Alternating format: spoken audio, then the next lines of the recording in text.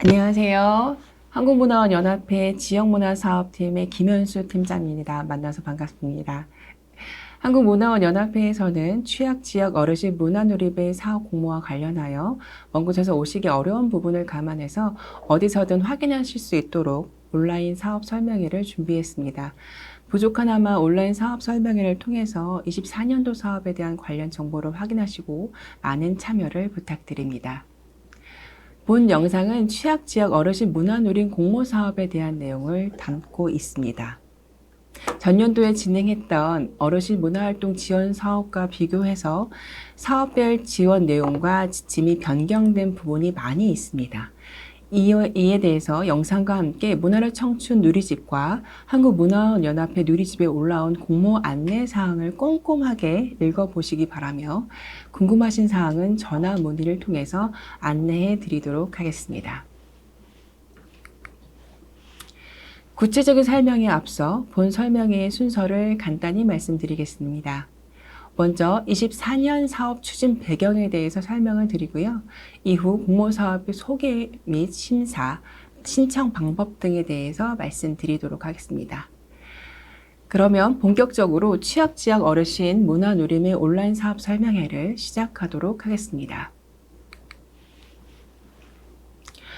여러분 그동안에 어르신 문화 프로그램으로 잘 알려져 왔던 사업들을 많이 하셨었어요. 그런데 아쉽게도 어르신 문화 프로그램은 23년을 마지막으로 해서 종료가 되었고요. 사업명을 올해는 새롭게 바꿔서 취약지역 어르신 문화누림이라는 사업으로 새롭게 시작하게 되었습니다. 사업명을 통해서도 아시겠지만 기존에는 전국 단위 어르신 문화 프로그램들을 운영해 왔었는데요. 24년에는 취약 지역을 우선적으로 지원하는 것으로 바뀌었다는 점 미리 말씀드립니다. 동사업이 시작하게 된 정책 환경의 변화에 대해서 몇 가지 살펴보도록 하겠습니다. 먼저 여러분들도 잘 아시는 것처럼 대한민국은 급격한 고령화 사회가 진행되고 있습니다. 이미 내년부터 인구 5명 중에 1명이 노인이 되는 초고령화 사회가 도래하게 되는데요. 고령 인구의 증가를 통해 더 이상 어르신은 소수가 아니라 다수가 되고 있습니다. 또한 이에 따라 기대 수명도 증가함에 따라서 앞으로 은퇴 이후에 남은 시간은 어떻게 보내느냐가 향후 노년의 삶의 질에 큰 영향을 주는 상황이 되었고 문화의 영향도 되게 중요해지는 상황이 되고 있습니다. 두 번째로 변화는 지역 격차입니다. 현재 대한민국은 지역 간 문화 인프라 및 향유기회 불균형이 지속되고 있습니다. 수도권과 비수도권의 양극화는 점점 더 심해지고 있고 비수도권의 경우에는 문화시설의 양과 질이 모두 취약하기 때문에 상대적으로 읍면 주민의 여가생활 만족도는 낮게 나타나는 등 지역적 격차가 발생하고 있습니다. 이런 문제로 인해서 지역 이탈이 점점 가속화되는 원인이 되기도 하는데요. 어디서나 살기 좋은 지방시대라는 국정기조에 맞춰 올해 수도권 이외의 곳에 우선적으로 사업들을 지원함으로써 문화격차를 해소할 수 있는 상황이 필요한 상황이라고 볼 수 있습니다. 세 번째로는요, 저출산 고령화가 가속되는 상황에서 대한민국은 인구 감소가 발생하고 있고요. 인구 감소에 따라 지방 소멸 위험이 높아지고 있습니다. 수도권 집중화에 따라서 비수도권의 인구 비율은 점점 줄어들고 있고요. 경제활동 인구 비율도 점점 줄어들고 있는 상황입니다. 지방 소멸 위험 지수 자체가 가임 여성 대비 고령층의 인구 비율에 따라서 산출되는 지수이기 때문에 지방 소멸 위험이 높은 곳은 상대적으로 고령 인구가 많다는 것이고 노인 대상 사업의 소멸 위험 지역으로 우선적으로 지원하는 것이 필요한 상황이 되었습니다. 또한 노인 인구가 점점 증가함에 따라서 노인 인구의 층이 또한 다양해졌습니다. 저희가 그동안 어르신 문화 프로그램을 운영하는 과정에서 가장 많이 나왔던 이야기가 60세 이상이라는 사업 대상의 스펙트럼이 너무 넓다라는 것이었어요. 그래서 60대에서 80대를 하나로 아우르면서 프로그램을 진행하기가 어렵다는 이야기가 참 많았습니다. 현재 60대에서 80대가 살아온 사회적 환경과 문화적 환경 등이 다르기 때문에 이런 세대를 조금 세분화해서 그 특성에 맞춘 정책 지원이 필요하다는 지적도 있었습니다. 특히 인구학적 특성이 강한 베이비 부모 세대가 노인층에 포함되기 시작하면서 단순히 향유 중심의 활동 지원보다는 사회적 활동과 가치와 연계한 프로그램들이 필요해지고 있는 상황입니다. 이에 올해로 신규로 시작되는 취약지역 문화누림은 이러한 4가지 정책 환경의 변화에서 출발을 했습니다. 급격한 고령화에 따라서 노인 대상 사업을 진행을 하되 지역 격차, 지방 소멸의 문제를 좀 완화하기 위해서 전국 대상의 사업에서 전국 118개의 취약 지역으로 지원 대상을 좀 조정해서 진행하게 되었고요. 또한 연령 세분화에 맞춰서 노인의 연령을 60세에서 74세 이하인 전기 노인 대상으로 하는 액티브 시니어 활동성을 담아 어르신 문화로 동행이라는 사업을 진행하고 75세 이상인 후기 노인의 경우에는요, 그 문화 활동의 접근성을 높이기 위해서 찾아가는 문화로 청춘이라는 총 2개의 단위 사업으로 조정해서 진행하게 되었습니다. 이와 더불어 기재부 등 정보의 요청에 따라서 공모처 자부담은 필수 사항으로 조정하게 되었다는 거 알아주시면 감사하겠습니다. 이에 따라 변경된 사업 공모 개요에 대해서 설명드리도록 하겠습니다. 사업 기간은 5월부터 11월 총 7개월 정도까지 진행하는 사업이고요. 취약 지역 노인의 문화예술 접근성 및 향유를 위한 맞춤형 문화활동 지원을 통해서 연령 및 지역 간의 문화 격차를 좀 해소하는 것을 사업 목적으로 두고 있습니다. 이에 취약 지역의 문화시설 및 단체를 대상으로 지원하고자 합니다. 취약 지역은 저희가 별도로 안내문으로 넣어드렸는데 그 소멸 위험 지역이 전국에 118개가 있고요. 그 다음에 문화환경 취약 지역도 69곳이 있습니다. 겹치는 곳들도 있는 것인데요. 이곳을 대상으로 저희가 지원을 한다는 거 꼭 명심해 주시고요. 지원 내용은 취약 지역의 노인을 대상으로 해서 연령 세분화와 맞춤형 문화 프로그램들을 기획하고 운영하는 것들을 지원을 합니다. 여기서 지원 조건은 총 사업비 규모의 공모처가 자부담을 최소 20에서 40% 정도로 매칭하는 것을 필수로 하고 있습니다. 지원 규모를 설명드리겠습니다. 단위 사업은 총 2가지입니다. 찾아가는 문화로 청춘의 경우에는 후기 노인을 대상으로 한 사업인데요. 전체 지원 개수는 저희가 60개 정도로 예상하고 있고요. 총 예산은 7억 규모로 지원합니다. 국비 최대 지원액은 1,300만 원입니다. 두 번째로 전기 노인을 대상으로 하고 있는 어르신 문화로 동행은 전체 15개 정도의 규모로 저희가 지원을 할 예정이고요. 총 예산은 3억 정도 규모로 진행되고 있습니다. 국비 최대 지원액은 2천만 원입니다. 단위 사업별 선정 개수와 예산은 선정된 이후에 심사 이후에 좀 조정은 될 수 있는 부분인데요. 단위 사업별로 그 다중 신청이 가능하십니다. 단체당 찾아가는 문화로 청춘의 경우 2개 이렇게 넣을 수도 있는 신청은 하실 수는 있는데요. 다만 그 선정 단위 사업당 한 시설당 딱 1개 정도를 선정하는 것을 원칙으로 하고 있다는 거 명심해 주시기 바랍니다. 그리고 찾아가는 문화로 청춘의 경우는 현장의 어르신들을 찾아가야 되는 상황이기 때문에요. 사업 장소, 어디에서 할지 사업 장소랑 참여 대상들을 사전에 확보해서 이것들을 제출해 주시는 것들이 필수입니다. 또한 문체부에서 진행할 예정인 취약지역 문화예술 교육 지원 사업하고는 중복 지원이 불가하다는 거 명심해 주시기 바랍니다. 지원 대상은 앞서 말씀드렸던 것처럼 취약 지역 118군데에 있는 지역, 전국에서 118군데 지역에 있는 문화시설 및 문화예술 단체가 참여해 주시는 겁니다. 문화시설의 범위와 문화예술 단체에 대해서는 저희가 공모 안내문이나 이런 것들이 나와 있고요. 다만 지원 대상에, 제외 대상이 있는데 이 부분에서 설명을 드리면 보조금 관리에 관한 법률 제31조 2항에서 그 수행 배제에 해당하는 사랑하는 단체라던가 상업적으로 이루어지는 학원이나 교습소, 그 다음에 종교단체는 지원 대상에서 제외하고자 합니다. 그리고 한국문화예술교육진흥원에서 복지시설 문화예술교육 지원 사업을 진행하고 있어요.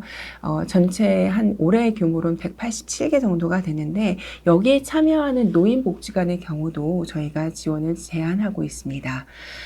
또한 상업적으로 활동한 영리 위주 기관 단체도 저희가 지원하니까 이런 것들을 제외 대상이 되는지 확인하셔서 신청 부탁드리겠습니다.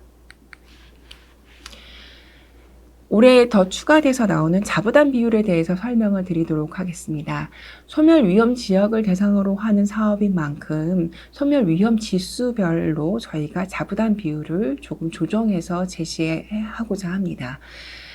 소멸 위험 지역이 4단계와 5단계에 진입되는 지역을 대상으로 사업을 하고 있는데요. 4단계에 진행되는 것도 저희가 4단계인지 5단계인지를 좀 더 명확하게 그 별표에다 별첨으로 넣어놨으니까 한번 참고해 주시고요. 소멸 위험 지역인 진입의 경우에는 전체 자부담 비율을 최소 30에서 40%를 하시라고 저희가 넣어놨고요. 소멸 고위험 지역인 5단계에 해당하는 곳은 전국에 51곳이 있는데요. 이곳의 경우에는 최소 자부담 비율이 20에서 30% 정도 비율로 자부담을 책정해 주시면 됩니다. 국비, 이게 현장에서 가장 헷갈리실 수 있는 부분이긴 한데요. 전체 국비와 자부담을 포함한 총 사업비를 기준으로 자부담이 부담금이 편성되어야 하는 겁니다. 그래서 국비를 만약에 1,400만 원을 받고 자부담을 600만 원을 전체 사업비가 2천만 원이라고 했을 경우에 600만 원을 담보하면 총 사업비 40%를 담보하는 걸로 나오는 거고요. 여기에 관련돼서 이제 총 사업비 자부담 비율들을 고려하셔가지고 신청을 해 주셔야 하는 거 참고로 말씀드립니다. 선정 단체 의무사항이 있습니다. 앞서 말씀드렸던 단위사업별 자부담 매칭은 필수이고요. 문화 품앗이를 통해서 문화자원 봉사 활동을 필수로 좀 제시해 주셔야 하는 부분이 의무사항이라고 보시면 됩니다. 문화 품앗이는 문화체육자원봉사 연결 시스템이라고 볼 수 있는데요. 문화자원 봉사에 대한 수요와 공급을 연결해 주는 거예요. 그래서 한국문화연합회에서 이 사이트를 운영을 하고 있는데요. 여기에서 각자 단위사업별로 진행되는 행사라던가 봉사활동이라던가 사회공헌 기여나 이런 것들을 연결해서 매칭해서 활동들에 대한 그 봉사 점수와 실적들을 다 쌓아서 혜택을 받으실 수 있도록 만들어 놓은 거니까 여기에 대한 제공 서비스나 내용들을 확인하셔서 사업 계획 안에 이 활동들도 같이 제시해 주시기를 바랍니다. 전체 추진 일정은 다음과 같습니다.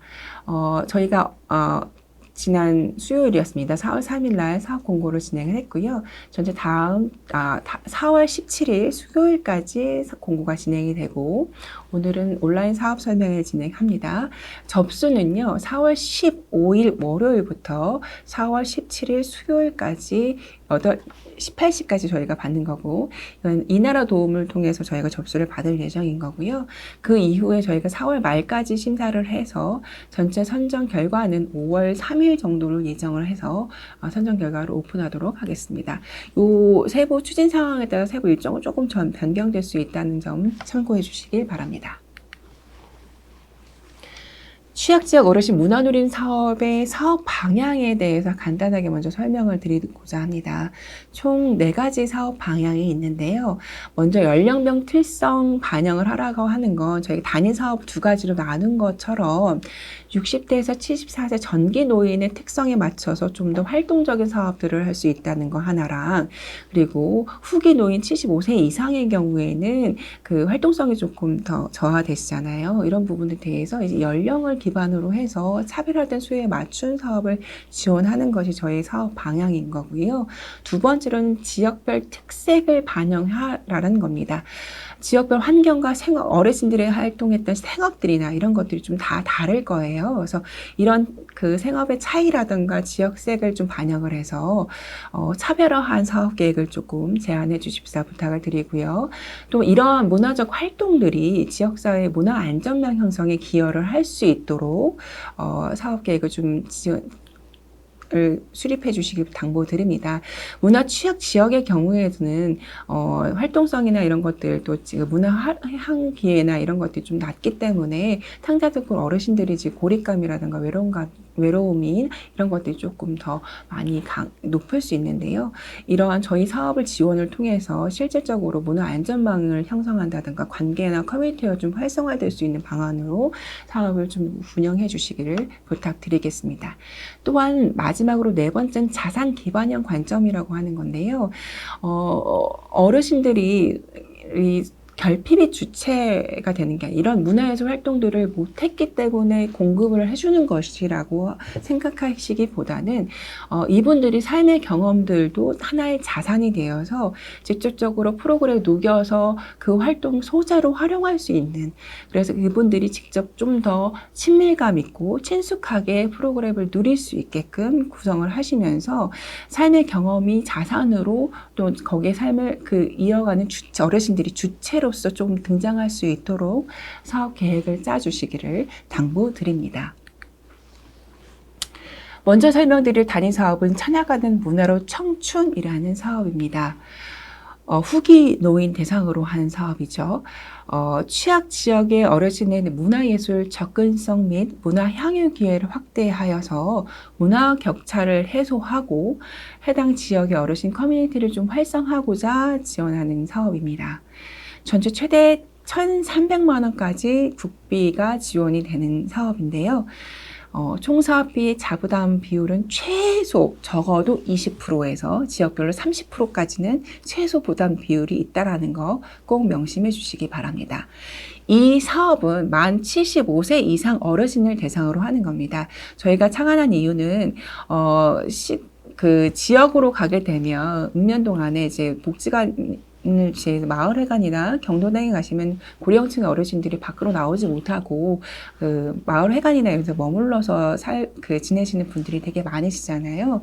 이분들이 거의 후기 노인이고 이분들이 거의 거동이나 직접적으로 문화시설이나 이런 것들 방문하시기 어려운 부분들이 있기 때문에 이분들을 대상으로 직접 찾아가서 문화활동 접근성을 조금 높여주고 기회를 좀 더 확충해서 제공하자라는 취지로 진행을 하는 내용입니다. 그래서 지금 그 해당 지역이나 시설이 있는 읍내나 이런 쪽에서 활동하는 것보다는 면 단위, 동 단위로 이제 들어가시게 되면 거기 안에 마을 단위의 마을회관이랑 경로당 이런 곳들이 있으잖아요. 그런 곳들에 직접 찾아가서 사업을 진행해 주십사라고 저희가 제안을 하는 거고요. 거기에 대해서는 어느 지역, 어느 동네를 찾아갈지 이런 것들에 대해서 대상을 좀 명확하게 또 구체적으로 어떻게 찾아갈 것인지에 대한 계획도 명확하게 사업계획 안에서 제시해 주시기를 부탁드립니다.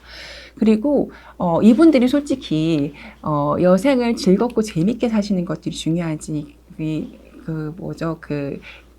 고도의 기능을 막 잘 배우셔가지고 활동하시기를 원하는 예술가가 되기를 원하는 상황들은 아니시잖아요. 그래서 기능 중심에 대해서 인류적 강습을 하신다라기보다는 어르신들의 흥미와 주제 이런 것들과 연동하셔서 기존 장르를 조금 융복합해서 할 수 있는 프로그램들을 지원을 하시는 것들을 좀 강력히 추천을 드리는 바입니다.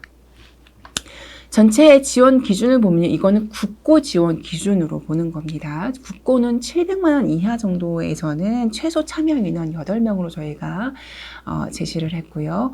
700만 원 초과해서 1,300만 원 정도 올라갈 경우에는 저희가 이제 15명 정도는 하셔야 된다라고 하고 있어요. 그래서 찾아가는 문화를 청춘일 경우에는 마을 단위 안에 들어가셨을 때 이 해당 인원이 진행하시기 어려운 부분들이 있다라고 하면 마을 2개 정도에서 섭외를 하셔가지고 기수나 이런 것들 활동 횟사나 이런 것들 나눠가지고 진행을 하셔도 크게 문제는 없다라는 점. 그래서 만약에 하나의 마을을 찾아가게 될 경우에 원래 저희가 당초 하루에 하나의 프로그램만 운영하는 것을 원칙으로 하고 있는데요.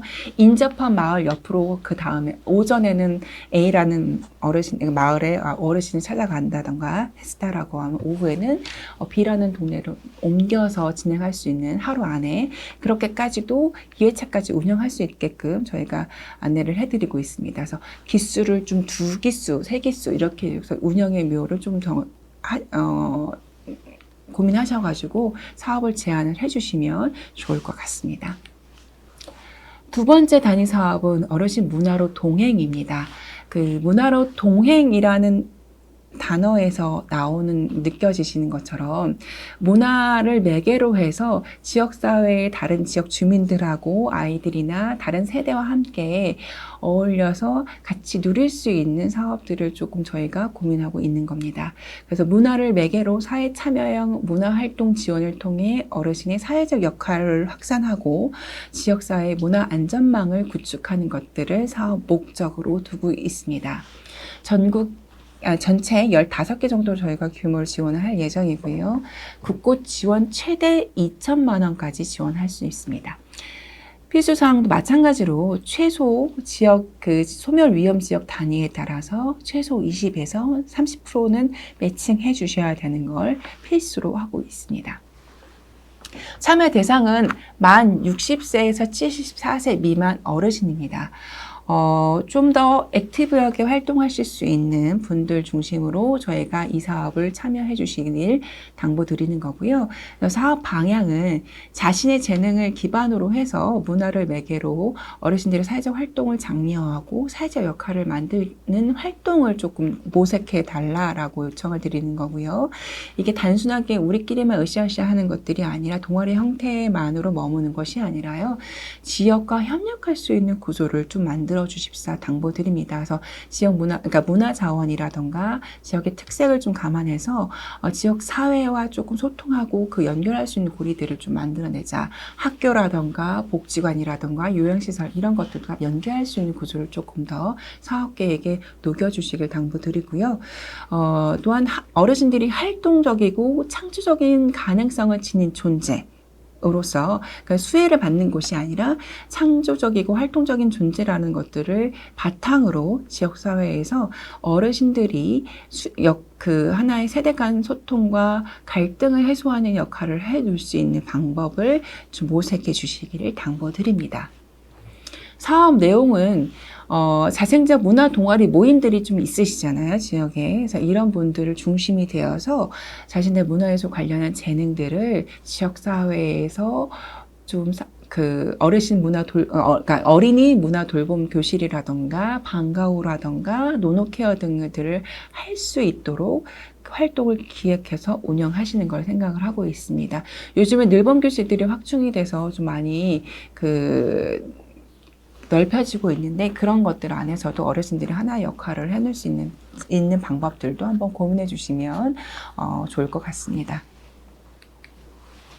어르신 문화로 동행 사업에 대한 예시를 간단히 조금 설명을 드리면 저희가 기존에 했던 사업에서 좀 가져와 봤습니다.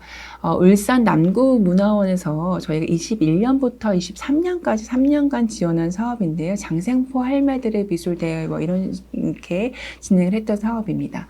여기 이 프로그램에 참여하신 어르신들이요, 그림을 배우셨어요. 그러니까 그림을 배워서 내가 재밌었던 것에 그치는 것이 아니라요, 할머니들이 직접 지역의 작가가 되어서 관내 마을회관이나 이런 데 가셔서 어르신들한테 그림을 가르치고 그림에 대해 설명도 해주시고 이런 활동들도 같이 하셨고요. 또 학교로 직접 찾아가서 할매 미술 선생님 이런 식으로 활동을 하셨어요. 그래서 미술도 가르치고 같이 아이들과 이야기하는 시간도 나누면서 좋은 반응이 있었고, 이것과 더불어 울산 지역 아이들 대상으로 하는 미술 대회를 직접 개최하셨습니다. 그래서 뭘 그려도 니넴이라는 제목의 그 미술대회 공모전을 진행을 했고요. 이 미술대회 직접 심사도 하시고 심사평도 쓰시고 아이들한테 직접 시상도 하시고 하는 과정들을 통해서 세대가 소통할 수 있는 활동들을 진행을 해주셨습니다. 그래서 전체적으로 지역 안에서의 어르신들의 위치와 사회적 역할들의 중요성이나 이런 것들을 같이 부각시켰던 사업이라고 볼 수 있습니다. 두 번째 예시로 보여드릴 건 저희가 어르신 문화 프로그램들을 장기간 하다 보니까 그 사업을 통해서 좀 발전됐던 건데요. 경기도 이천 문화원에서 이천 지역이 쌀로 되게 유명하시지만 하는 지역이지만 거기 안에 지풀 공예를 어르신들하고 같이 수년 동안 이제 진행을 해 오셨었어요. 그래서 지풀 공예를 하고 나니 지풀 공예를 했던 그 노하우들을 활용을 해서 그렇다라고 하면 이 지풀을 활용해서 지금의 지역 주민들하고 함께 나눌 수 있는 것들이 무엇일까를 고민해 봤을 때 저희가 아이가 태어나면 금줄을 달아드리잖아요. 그래서 그런 것들 지풀로 신생아가 태어나면 신청을 받아서 금줄을 만들어서 선물하는 이런 프로그램들도 같이 진행을 했고 또 이 어르신들이 학교라던가 방과 후 이런 것들 교실 내에 일일 선생님으로 가셔가지고 아이들을 가르치고 또 현장의 지역의 다양한 축제와 지역사회 행사를 방문하셔서 거기에서 아이들과 지역 주민들과 함께 지풀 공예를 나누는 활동들을 하면서 좀 더 이 어르신들이 단순하게 문화예술 활동만 즐기는 분이 아니라 이것들로 사회적 역할을 할 수 있다는 것들을 많이 보여주는 활동들을 해 오셨습니다. 이런 부분들을 좀 착안하셔서 문화로 동행이라는 사업들을 좀 고민해 주시면 어떨까 합니다. 어르신 문화로 동행 사업은 전체 지원 기준은 국고 지원 기준으로 보셔야 됩니다. 1,500만 원 이하는 최소 15명 정도가 참여하셔야 되는 거고요. 2,000만 원, 1,500에서 2,000만 원 사이에서는 20명 정도를 최소 인원 기준으로 저희가 보고 있습니다. 활동 회차나 시수는 강의라던가 자체 모임이라던가 공연 발표회, 지역사회 공헌 활동 이런 것들을 모두 다 포함한 회차이고요. 문화로 동행의 경우에는 저희가 관련 전문가의 자문을 2번 정도를 필수적으로 받도록 하고 있으니 지원 예산 편성하실 때 국고 지원 금액에서 이런 자문 비용들을 책정해 주시고 나중에 선정된 이후에는 이 전문가 현장에 파견된 전문가들은 연합회와 함께 협의해서 선정하도록 하겠습니다. 네. 다음은 심사 및 신청 방법에 대해서 설명드리도록 하겠습니다. 심사는 찾아가는 문화로 청춘의 경우에는 서류 심사만 진행합니다.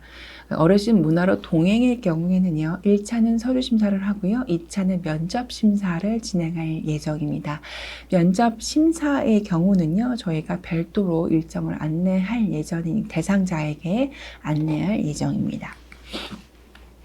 신청 방법은 기존에 하던 거가 조금 달라졌는데요. 저희가 이나라 도움을 통해서 공모 신청 접수를 받도록 하겠습니다. 접수 기간은 4월 15일 월요일부터 4월 17일 수요일까지입니다. 이나라 도움 공모 안에 들어가시면 취약지역 어르신 문화 누림이라는 사업으로 단위사업 2개가 들어가 있습니다. 저희가 미리 만들어 놨는데요. 그래서 찾아가는 문화 청춘을 지원하실 경우에는 해당 단위사업을 클릭해서 공모를 신청해 주시고요. 어르신 문화 동행을 신청하실 경우에는 해당 사업을 클릭해서 따로따로 되어 있으니까 클릭해서 접수해 주시면 되는데요. 이나라 도움 경로는 사업 로그인을 하셔서 사업 수행 관리 들어가시면 신청 관리, 사업 신청 관리, 공모 현황, 공모명 검색을 하는 이 구조로 들어가시면 경로로 들어가셔서 신청을 해주시고요. 사업 유형을 정확하게 구분하셔서 신청해 주셔야 됩니다. 저희가 2가지 사업이니까 구분을 명확하게 해주시고요. 유형에 대한 잘못된 선택에 대해서는 저희가 심사 대상에 제외될 수 있으니까 이 점을 꼭 유념하셔서 꼼꼼하게 체크 확인하셔서 제출해 주시길 바라고요. 접수 기간 및 방법 외에 예를 들어 이메일로 보내신다던가 뭐 이럴 경우 접수가 불가하다는 거 그거 꼭 명심해 주시기 바랍니다. 제출 서류도 이미 다 안내가 나갔지만 단위사업 2가지 중에 가장 큰 차이가 찾아가는 문화로 청춘의 경우엔 단체 장소 확인서, 이 사업을 어디에서 하겠다라고 하는 것들을 확인서를 제출해 주셔야 되는 부분이 있어요. 미리 그 마을을 찾아가야 되는 거기 때문에 미리 협의하셔서 어디 갈 것인지에 대한 얘기들을 장소 확인서를 명확하게 써주시고 거기에 대한 계획을 주셔야 된다는 거 꼭 명심해 주시길 바라고요. 신청 시 유의사항은 아까도 말씀드렸던 것과 동일한데요. 문화체육관광부에서 지원하고 있는 인문정신문화 사회적 확산 지원이라던가 취약지역 문화예술 교육의 사업과 중복 선정은 불가하다는 점 꼭 명심해 주시기 바랍니다. 그리고 한국문화예술교육진흥원의 복지시설 문화예술교육 지원에 참여하고 있는 노인복지관도 참여가 불가하다라는 거. 이 점은 저희가 예산을 좀 더 고르게 다양한 분들이 사업을 하실 수 있게 하기 위함이라는 것들을 조금 배려해서 공지하셔서 유념해 주시길 부탁드리겠습니다. 전체적으로 지금까지는 이 사업이 어떤 사업이고 어떻게 공모 신청을 하셔야 되는지 이런 사부 사항에 대해서 좀 설명을 드렸습니다. 이것과 달리 여러분들께서 좀 더 세부적으로 이 사업을 시작할 때 예산 편성이나 이런 것들을 궁금하실 사항들이 있을 것 같아서 저희가 공모를 안내해 드리면서 Q&A를 조금 미리 공지한 것들이 있었는데요. 이것들을 다시 한번 제가 설명을 드리면서 여러분들의 궁금사항이나 이런 것들 일반적인 궁금사항들을 한번 설명을 드리고요. 이후에 추가적으로 또 나오는 그 질문사항들에 대해서 제가 응답을 받고 진행하도록 하겠습니다. 저희가 예상하고 있는 FNQ가 있습니다. 그래서 이 사업에 대한 사업 수행 지역에 대한 문의가 가장 많을 거라고 생각을 하는데요. 사업 취약 지역이 아닌 곳은 참여를 못하나요? 라고 하는 질문에 저희가 말씀을 드린 결론 먼저 취약 지역이 아닌 곳은 사업 대상이 아니다. 라는 말씀을 드립니다. 이 사업이 취약지역 어르신 문화 누림이라는 사업이잖아요. 그래서 지역 간 세대 간 문화 격차를 해소하기 위해서 이 사업이 진행이 되는 만큼 소멸 위험 지역이나 고령 인구 비율이 높은 곳들을 먼저 우선적으로 지원하게 된다라는 거 참고해 주시고요. 그렇지 않은 곳들한테는 자격이 없다라는 거 다시 한번 공지드립니다. 다만 이런 경우가 있어요. 취약 지역에 소재하지 않은 문화시설인데도 참여 가능할까요? 라고 하시는데 그럼에도 불구하고 사업을 하실 수 있다라고 하면 취약 지역에서 사업을 하신다라고 할 경우에는 사업에 참여가 가능하다. 예를 들어서 세종시에 있으세요. 세종시에 있는데 충북이나 충남 인근 지역에 있는 세종에 있는 예술단체, 대전에 있는 예술단체가 충남, 충북 쪽에 인근 거리에 있는 마을로 들어가서 사업을 하겠다라고 하신다라고 하면 그것까지는 저희가 가능하다라는 말씀을 드립니다. 그래서 단체와 시설의 소재지가 일치해야 하는 것이 아니라 사업 지역에 참여하는 인원이 취약 지역에 있는 곳이어야 한다라는 조건으로 그럴 경우에는 가능하다. 단 심사 시에 사업 취지라던가 내용, 그다음 지역과의 관계성 이런 것들을 검토를 해서 저희가 선정 여부가 결정될 수 있다라는 것들을 조금 미리 말씀을 드립니다.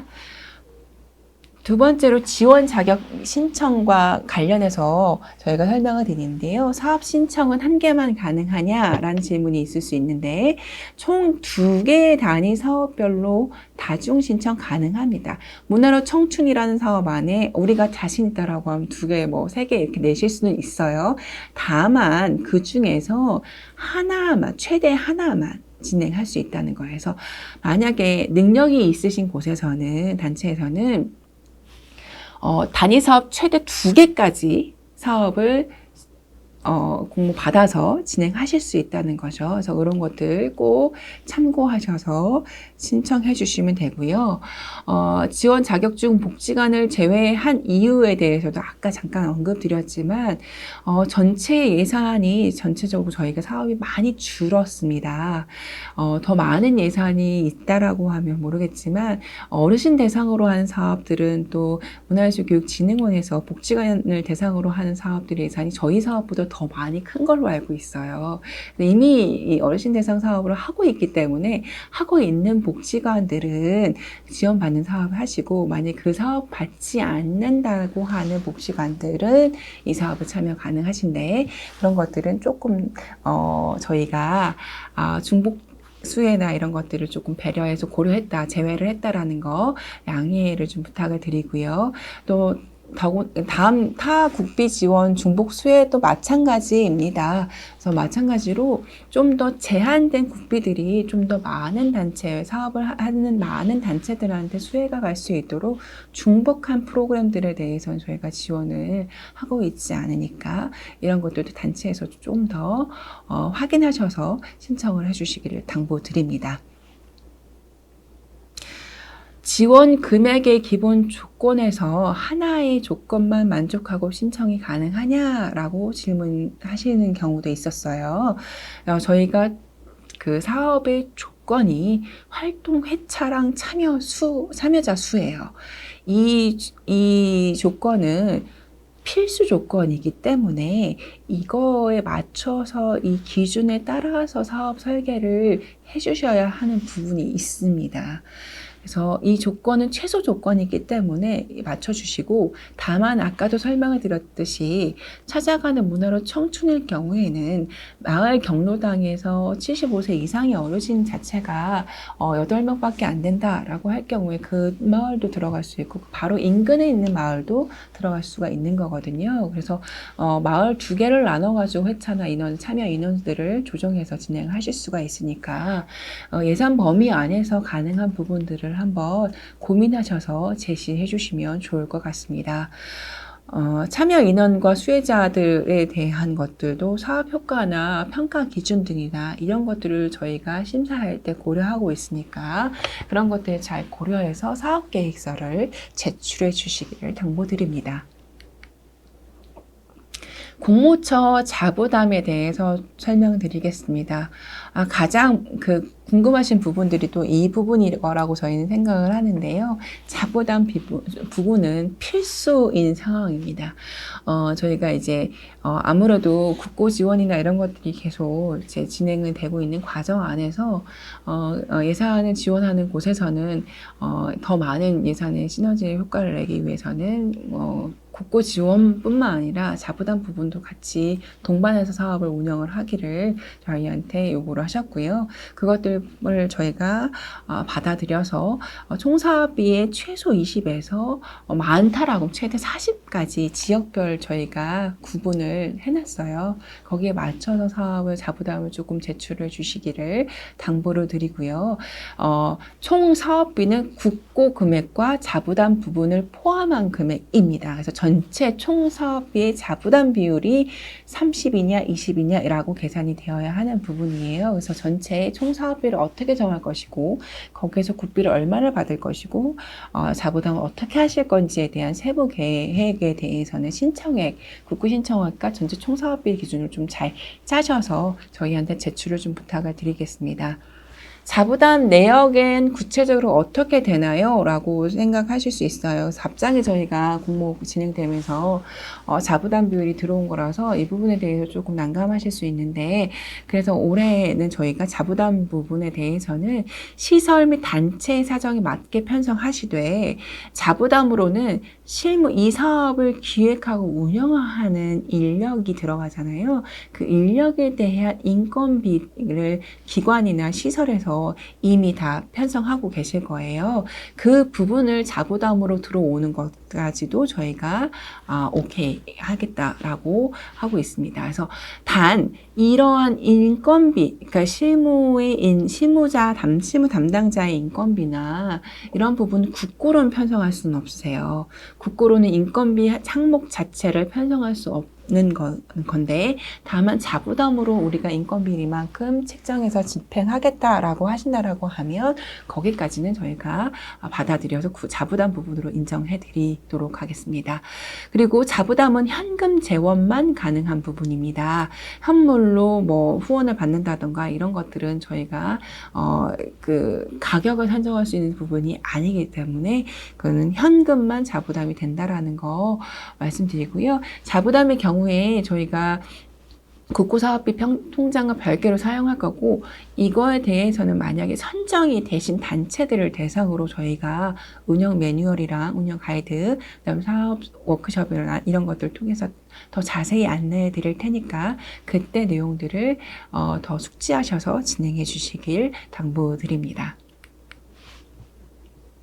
예산 산출에 대한 내용들을 저희가 설명을 드리는데요. 어르신 사업을 기존에도 해봤을 때 가장 많이 나오는 내용이 비상근 임직원의 강사비 지급 가능하냐라는 부분이 있었습니다. 그래서 강사비 등은 상근, 비상근 임직원 모두 불가합니다. 시설 대표 임직원이 이 부분은 강사비로 나가는 건 국고로 집행하시는 상황인 거예요. 만약 강사비를 자부담으로 집행하시겠다라고 하는 경우라고 하면 편성하실 수는 있겠지만 국고로 강사비를 지급할 때 비상근 임직원한테 주는 것들은 안 된다라는 말씀을 드립니다.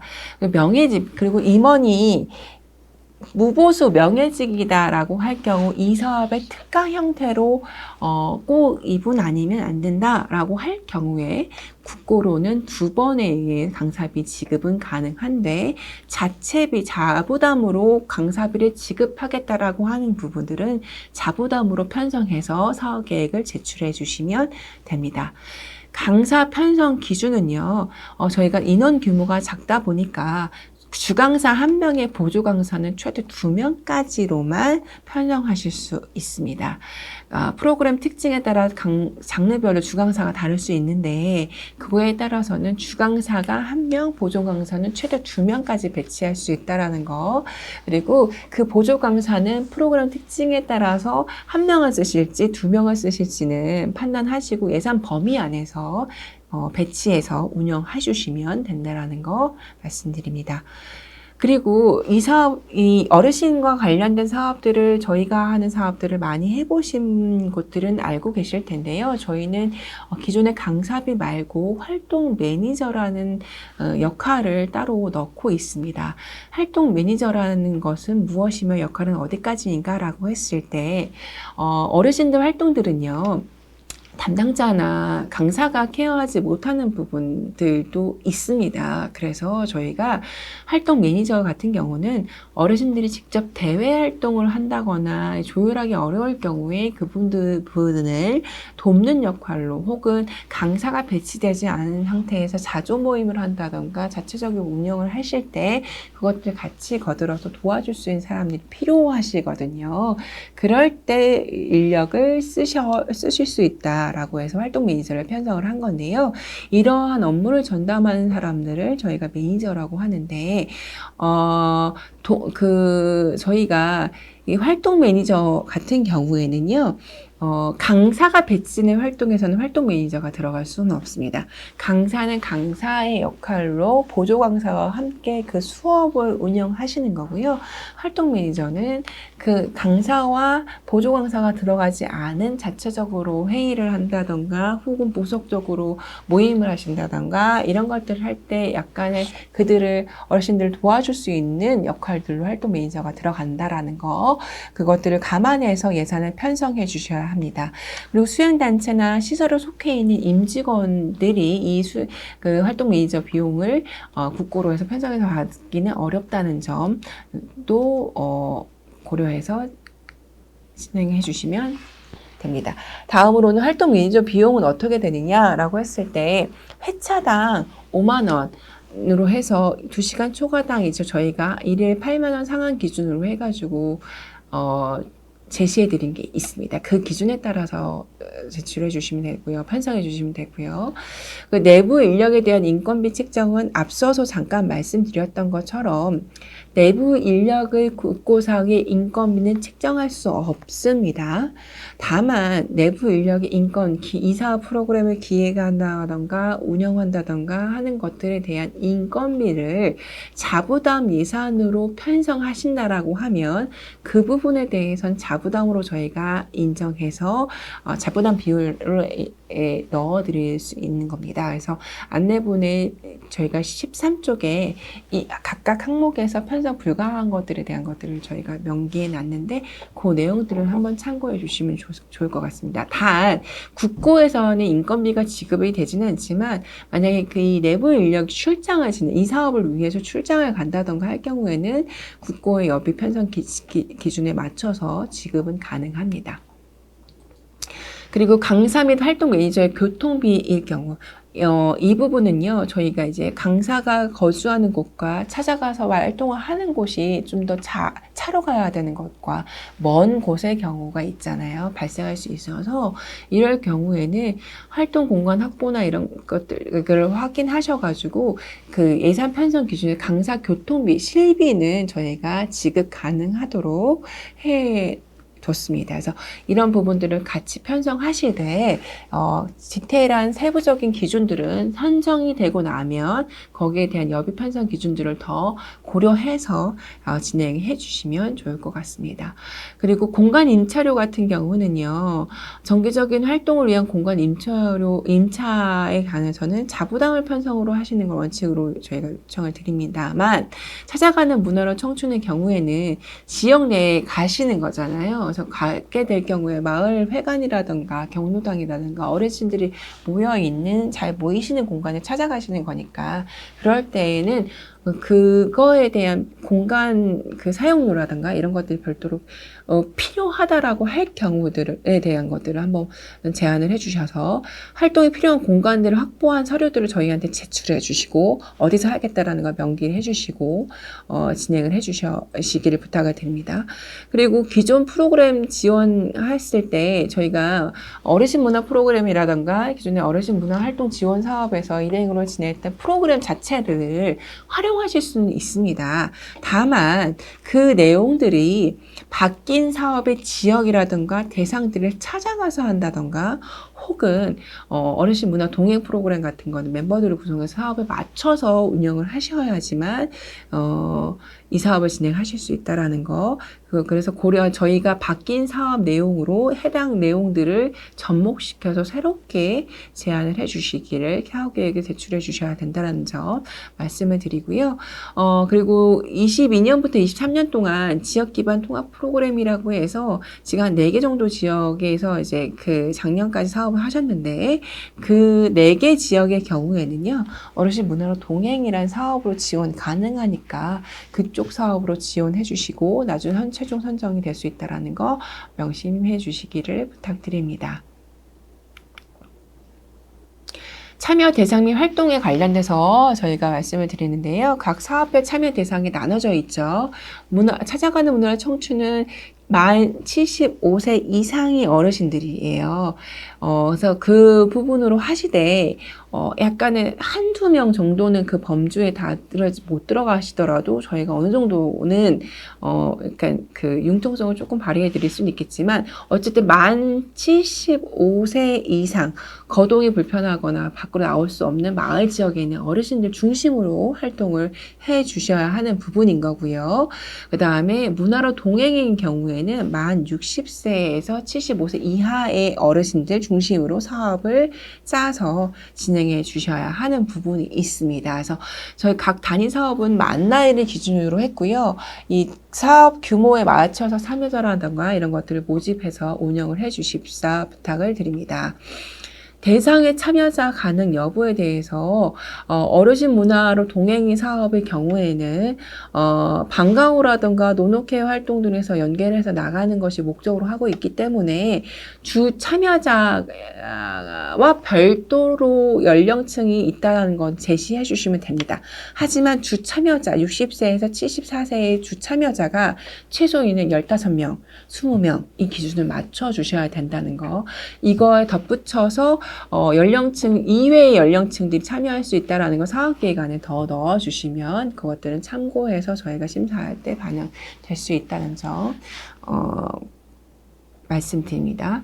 그리고 참여 어르신에게 강사비가 지급될 수 있는지 여부들에 대해서도 설명을 드리면 프로그램 성격에 따라서 참여 어르신들 일부분은 보조 강사로 할 수는 있습니다. 다만 본인이 그러니까 프로그램을 통해서 배우고 익히고 활동하는 경우에서는 강사로 활동하실 수는 없어요. 다만 어르신 문화로 동행 같은 경우에는 이 어르신들이 지역사회에 나가가지고 강사로 활동하실 수 있거든요.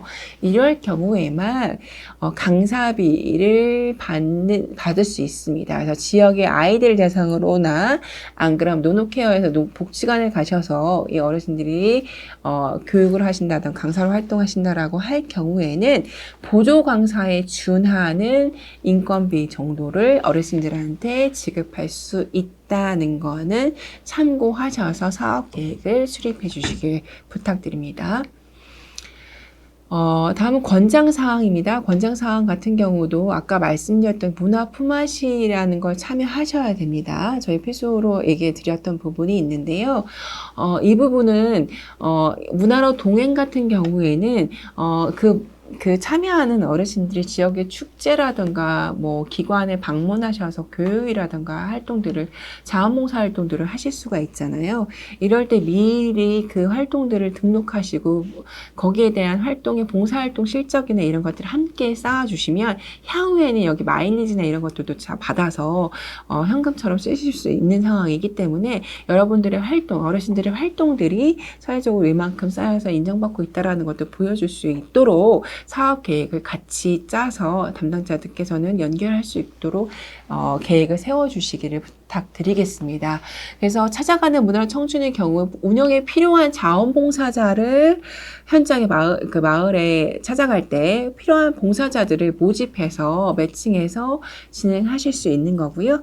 아까 말씀드렸던 대로 어르신 문화로 동행의 경우에는 이 사업에 참여하는 어르신들이 봉사자로 활동하시거나 할 수 있다는 부분을 참고하셔서 진행해 주시면 좋을 것 같습니다.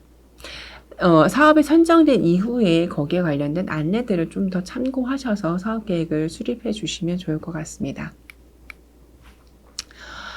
네, 이상으로 저희가 일단 준비한 사업 설명의 내용들에 대해서는 제가 조금 빠른 감이 있지만 다 설명은 드렸어요. 그래서 궁금하신 부분이 어느 정도 해소가 되었는지는 모르겠는데요. 세부적으로 저희가 이제 공통사항으로 질문 여러분들이 궁금해하실 것 같은 것들은 같이 PDF 파일로도 올려놨으니까 한번 참고하셔서 궁금한 사항들에 대해서는 별도 유선으로 저희한테 연락을 주시면 거기에 맞춰서 상담을 드리도록 하겠습니다. 그래서 아까 저희가 계속 질문 나왔던 것 중에 하나가 연령층을 조금 할 때 뭐 73세의 경우는 괜찮나요? 뭐 이렇게 얘기하셨던 것 같아요. 그래서 근데 사업을 저희가 올해 처음으로 연령을 구분해서 좀 나가는 상황인 건데 최대한 그렇게 수혜를 받으실 수 있는 분들을 중심으로 모집은 하시되 한두 명 정도의 그 연령 범위가 조금 모자라시거나 이런 것들까지는 저희가 조금 융통성 있게 발휘할 수 있지만 실제 사업의 취지와 내용들을 명확하게 숙지하셔서 거기에 맞는 대상을 찾아주시고 거기에 맞는 지역을 찾아서 그 시설을 찾아주셔서 사업 계획을 수립해 주시기를 당부 부탁드리겠습니다. 혹시 또 잠시만 저희가 그 채팅창에 궁금한 사항들을 넣어주신 부분이 있는지를 한번 다시 확인해보고 설명을 드릴 텐데요. 네, 그래서 저희가 이 영상은 조금 공모 기간 내내 저희 문화나 청춘 유튜브 채널에 공지를 해드릴 예정입니다. 그래서 저희가 지금 50분 넘게 설명드렸던 내용들이 다시 한번 듣고 싶다라고 하시면 저희가 영상으로 다시 올려드릴 거예요. 그래서 한번 보시고 그래도 궁금한 사항이 있다라고 하실 경우에는 저희 담당자 연락처들을 공모 안내문에다 다 넣어놨으니까 보시고 연락을 주시면 저희가 거기에 따라서 열심히 최대한 다해서 설명을 드리도록 하겠습니다. 모쪼록 저희가 올해 예산 범위나 규모가 예년에 비해서 많이 축소가 되어서 저희도 무척이나 아쉽게 생각합니다. 그래서 많은 지역 의 대상으로 저희가 할 수 있는 사업이 되지 못하는 점을 좀 아쉽게 생각하지만 그래도 취약 지역의 어르신들이 문화예술 활동을 통해서 조금이라도 즐거운 여생과 삶의 질을 높일 수 있는 관계들을 만들어 나갈 수 있는 프로그램들을 좀 더 지원한다라는 측면으로 하고 있습니다. 현장에서도 그 내용들을 중심으로 좀 더 고민을 해서 좋은 사업계획서와 제안들을 좀 부탁드리겠습니다. 여러분들의 참신한 아이디어와 그 현장의 고민들을 녹인 계획서들을 기다리고 있겠습니다. 관련돼서 궁금한 사항 있으시면 다시 한번 연락 주시고요. 오늘은 저희가 준비한 사업 설명회는 이것으로 마치도록 하겠습니다. 끝까지 함께 해주신 여러분들 진심으로 감사드립니다. 감사합니다.